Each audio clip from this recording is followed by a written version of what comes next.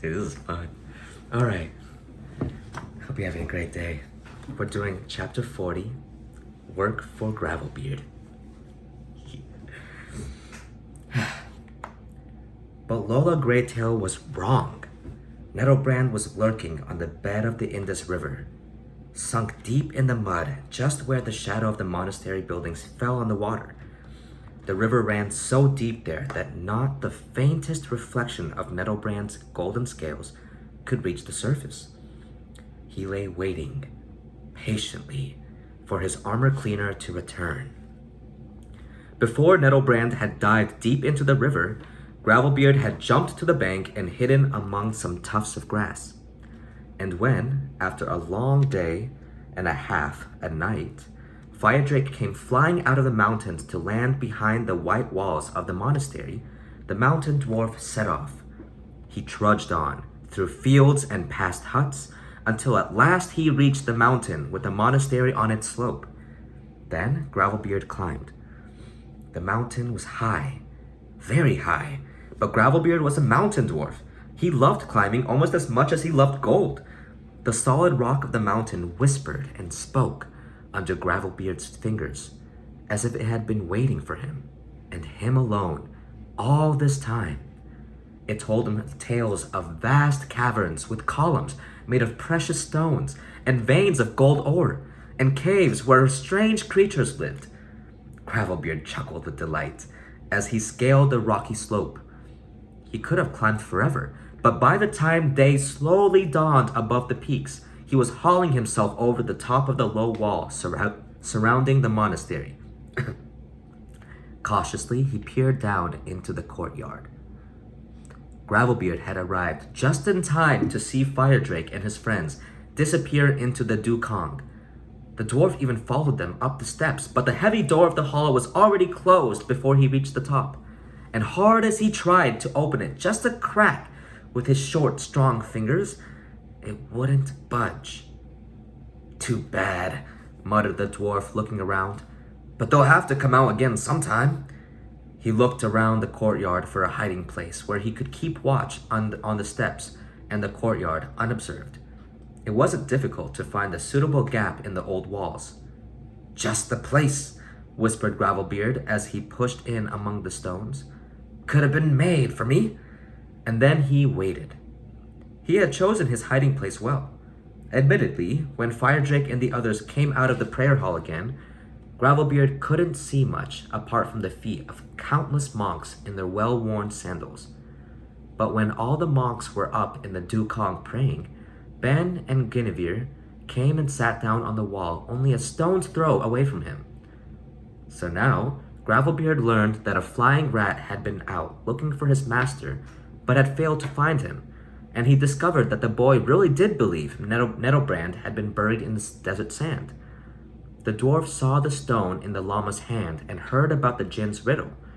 He saw Ben take the stone, and when Firedrake and his dragon riders went with the monk to try solving the riddle, Gravelbeard stole after them.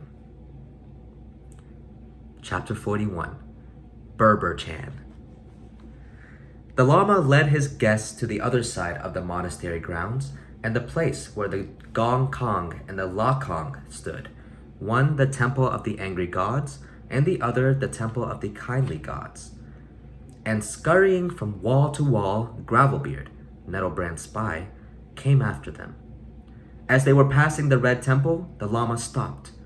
Vida Greenbloom had joined her husband.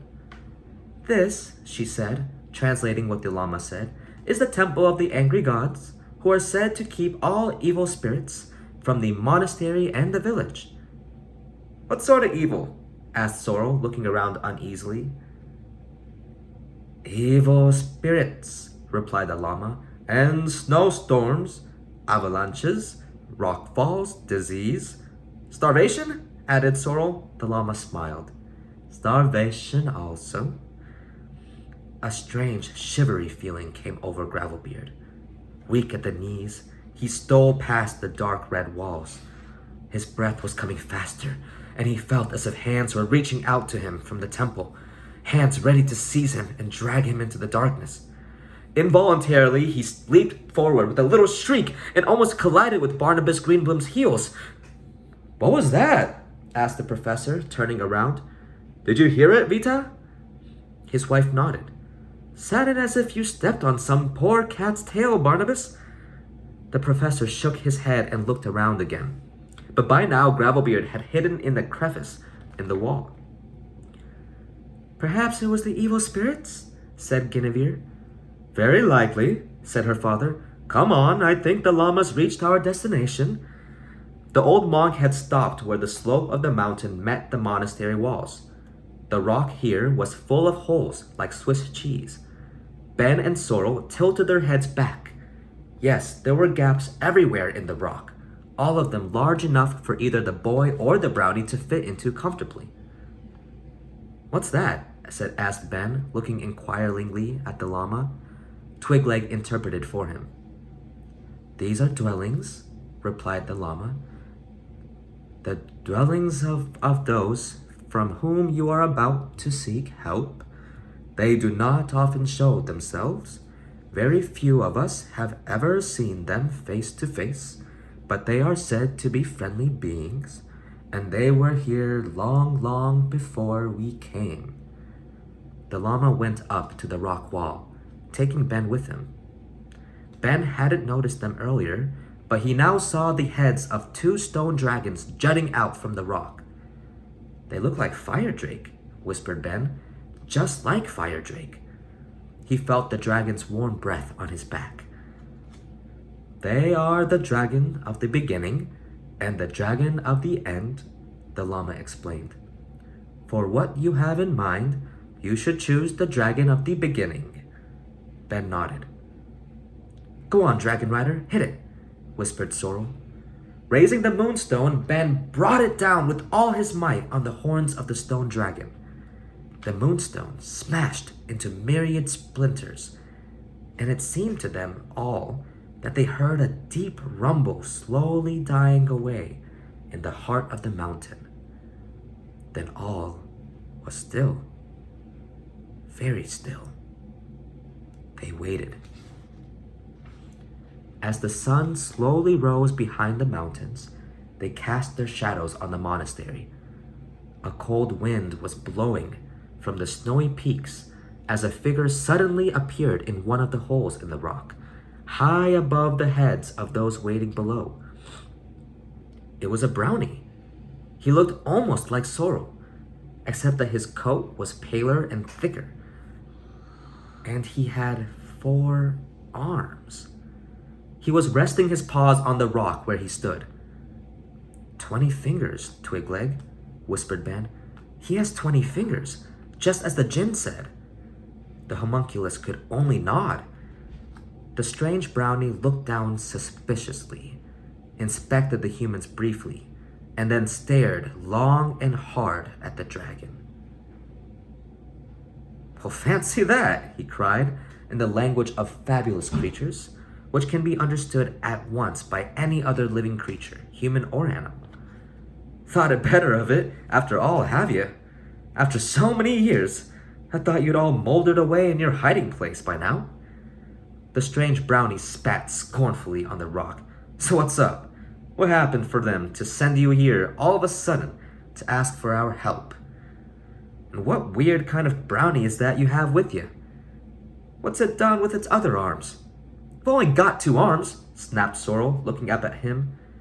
"Which is quite enough for any self-respecting brownie, you pathetic puffball. And no one sent us. We came of our own free will. The other dragons didn't dare come, but they haven't molded away." "Ooh," said the strange brownie, grinning. "Pathetic puffball, eh? At least you know your mushrooms. My name is Burr-Burr. What's yours?" "She's Sorrel," replied Firedrake, taking a step forward. "And you're right about one thing. We're here because we need help. We have come a long, long way to find the Rim of Heaven, and the djinn told us you could guide us here." "A long, long way?" Burr-Burr wrinkled his furry brow. "What do you mean by that?" "We mean," said Sorrel, that we've flown halfway around the world just to listen to your smart alecky remarks. Calm down, Sorrel, said Fire Drake, nudging her aside with his nose. Then he looked up at Burr-Burr again. We come from a valley far away to the northwest, a place where my kind went many hundreds of years ago, where human beings were beginning to take over the world. Now they are reaching out their greedy hands to steal our valley too, and we must find a new home. So I set out to seek the Rim of Heaven, the home of all dragons. I'm here to ask if you know it. Of course I know it, replied Burr-Burr. I know it as well as I know my own fur, although it's been a long time since I was last there. Ben held his breath. Then it exists? Cried Sorrel. The Rim of Heaven really exists? What do you think? Burr-Burr wrinkled his nose and looked distrustfully at Fire Drake. Are you sure you didn't come from the Rim of Heaven yourself? Are there really other dragons in the world? Fire Drake nodded. Will you guide us? He asked. Will you show us where to find the Rim of Heaven? For a few long moments, the four-armed brownie did not answer. Sighing, he sat down in the hole in the rock where he had appeared and dangled his legs. Well, why not? He said at last. But I can tell you now, you won't get much joy from your relations. What's that supposed to mean? Asked Sorrel.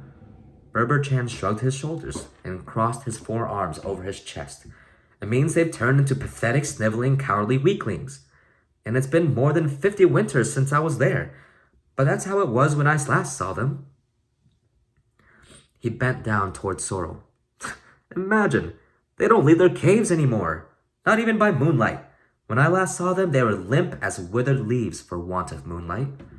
Their eyes were cloudy as puddles because of the darkness.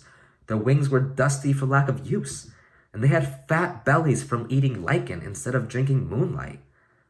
Yeah, you may well look shocked. Burr-Burr nodded. It's very sad to see what's become of the dragons. The brownie leaned forward and lowered his voice. You know who they're hiding from? Not from human beings, no. They're hiding from the golden dragon.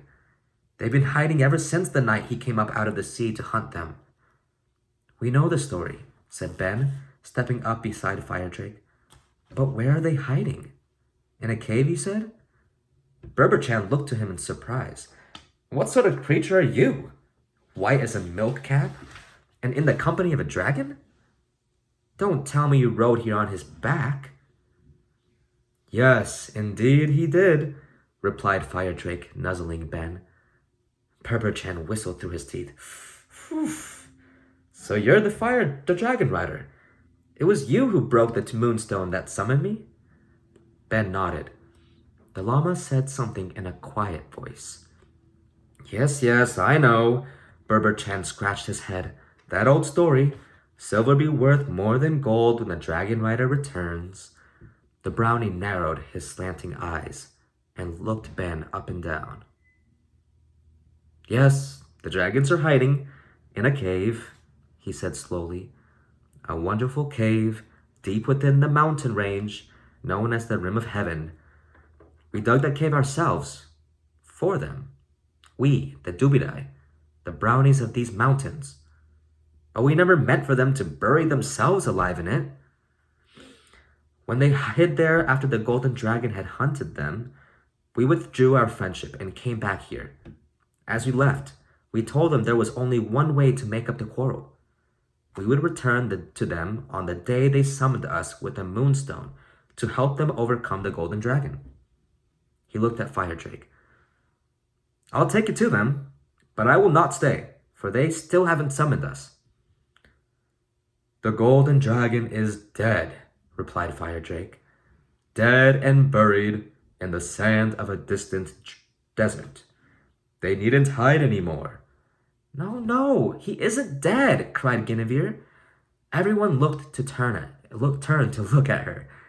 Burr-Burr pricked up his furry ears.